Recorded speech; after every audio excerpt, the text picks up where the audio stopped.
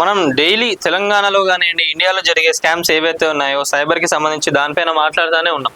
అయినా కూడా రోజుకు ఏదో ఒక కొత్త రకమైన స్కామ్ వస్తూనే ఉన్నది. కానీ దానికి ఎవరో ఒకరు బాధితులు అవుతానే ఉన్నారు. మళ్ళీ ఎవరున్నారు దాంట్లో అంటే కొంతమంది చదువుకున్న వాళ్ళు కూడా దాంట్లో బలవుతున్నారు. మరి వాళ్ళకి తెలియదా అంటే మరి నిజంగా మరి కొంతమంది పైసలకు ఆశించి ఇంకా ఎక్కువ మనీ వస్తాయేమో అని చెప్పి వాళ్ళు దాంట్లో తొందరపడి వెళ్తున్నారో ఏందని కూడా అర్థమవుతుంది.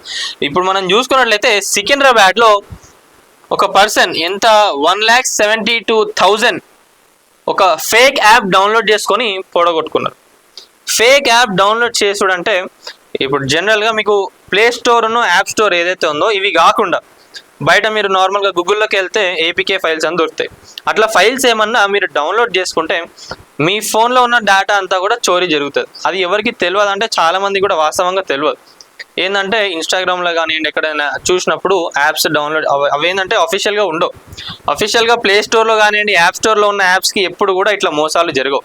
అవన్నీ చెక్ చేస్తారు కాబట్టి అఫీషియల్గా ఆ కంపెనీ వాళ్ళు యాప్స్లో అవి పెట్టడం జరుగుతుంది.